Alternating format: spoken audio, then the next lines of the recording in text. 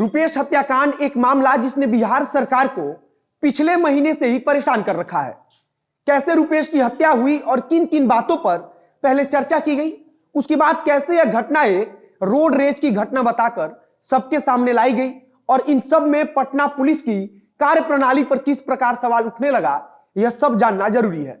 यह जानना जरूरी है कि क्या सच में पटना पुलिस ने केवल अपनी पीठ थपथपाने के लिए ऋतुराज को सामने लाकर जुर्म कबूल करवा लिया? क्या वाकई ऋतुराज की पत्नी के साथ थाने में बदसलूकी की गई? जब रुपेश का परिवार मुख्यमंत्री नीतीश कुमार से मिला तो क्या कुछ हुआ और इसको लेकर नेता प्रतिपक्ष या फिर पप्पू यादव या अन्य विपक्षी दल के नेता क्या कुछ बोल रहे हैं? पूरी कहानी आपको बताएंगे कि घटना कहां से शुरू होती है और कैसे किन किन सवालों के बीच से होते हुए रोड रेज पर आकर खत्म हो जाती है। पुलिस की रोड रेज वाली थ्योरी में कितनी सच्चाई है, इस पर भी बात करेंगे। नमस्कार, मेरा नाम है मोहित कुमार सिंह और आप देख रहे हैं जनता जंक्शन। रुपेश हत्याकांड को हुए अब 1 महीना होने वाला है। कई सप्ताह बीतने के बाद पुलिस ने अपनी तरफ से हत्याकांड का खुलासा कर दिया, लेकिन खुलासे के बाद से ही इस पर सवाल उठना भी शुरू हो गया। 12 जनवरी को रुपेश सिंह की हत्या होती है, वह भी उनके अपार्टमेंट के ठीक सामने। सबसे पहली खबर आती है कि हत्या के वक्त गेट पर गार्ड मौजूद नहीं होता है। पुलिस गार्ड से भी पूछताछ करती है और तब पता चलता है कि गार्ड अपने किसी रिश्तेदार या दोस्त के परिजन के अंतिम यात्रा में शामिल होने चला गया था। उसके बाद यह जंगल यहीं खत्म हो जाता है, मतलब कि पुलिस गार्ड को इस हत्याकांड से बाहर कर देती है। इसके बाद खबर आती है रुपेश सिंह की हत्या के तार बिहार के बाहर उत्तर प्रदेश से जुड़ रहे हैं।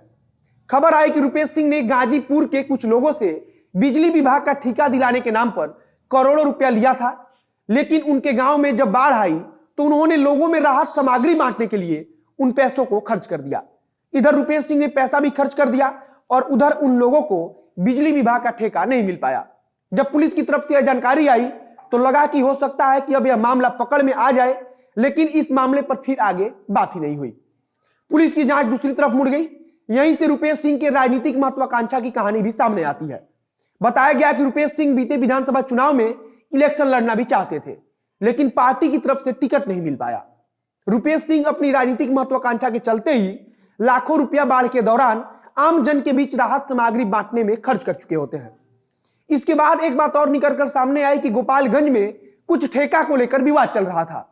यह मामला भी वैसा का वैसा ही रहा जैसा बिजली से जुड़ा वाला ठेका।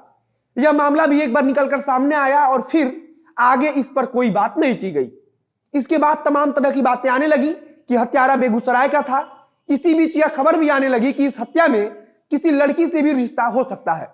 बताया गया कि रुपेश सिंह एक लड़की के साथ अक्सर देखे जाते थे और उस लड़की का बेगूसराय के किसी नामी बदमाश के साथ भी रिश्ता था। पुलिस ने इस एंगल पर भी जांच किया और फिर इसका परिणाम भी बेनतीजा रहा। गाजीपुर, गोपालगंज और बेगूसराय से होते हुए अब यह मामला दरभंगा तक आ पहुंचा। जन अधिकार पार्टी के मुखिया पप्पू यादव ने एक प्रेस कॉन्फ्रेंस किया और कहा कि दरभंगा में नहरों के निर्माण के दौरान हुई ठेकेदारी में भी रुपेश की संलिप्तता को जोड़कर देखा जाए। इसके साथ ही उन्होंने कहा कि लोक स्वास्थ्य अभियंत्रण विभाग में हुई ठेकेदारी में भी देखना चाहिए कि कहीं इसके कारण तो रुपेश सिंह की हत्या नहीं हुई है। हालांकि यह सब भी केवल बयानबाजी तक ही सीमित रही। इसके बाद सोना की तस्करी से भी जोड़कर इस मामले को देखा गया। इसके अलावा पुलिस ने पारिवारिक अनुमान के आधार पर भी इस मामले को परखा।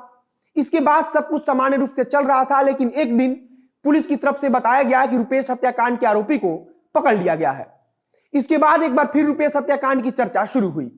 पुलिस की तरफ से एक प्रेस कॉन्फ्रेंस कर पूरी कहानी बताई गई। बताया गया कि ऋतुराज नामक एक युवक ने रुपेश सिंह को मारा है। इसके पीछे का कारण बताया गया, पिछले साल 29 नवंबर को हुई एक छोटी सी कार एक्सीडेंट। पुलिस की तरफ से एक कहानी में बताया गया कि 29 नवंबर को रुपेश सिंह की गाड़ी से एक बाइक वाला टकरा गया था। बाइक टकराने के बाद रुपेश सिंह ने बाइक सवार को जमकर पीटा था और उसी के बाद उस बाइक वाले ने रुपेश सिंह को मारने का मन बना लिया था। बताया गया कि यह रोड रेज का मामला है। अब यहां से सवाल उठना शुरू हुआ। रुपेश सिंह के परिजनों ने एक्सीडेंट वाली थ्योरी को सिरे से नकार दिया और कहा कि रुपेश का ऐसा कहीं कुछ हुआ ही नहीं जिसमें वह किसी बाइक वाले को उतरकर पीटने लगे हो।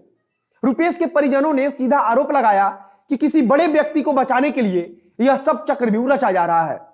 परिजनों ने बताया कि एक बार रुपेश की गाड़ी में किसी मोटरसाइकिल वाले ने पीछे से धक्का मारा था, लेकिन जब तक रुपेश गाड़ी से बाहर उतरे तब तक वह वहां से चला गया था।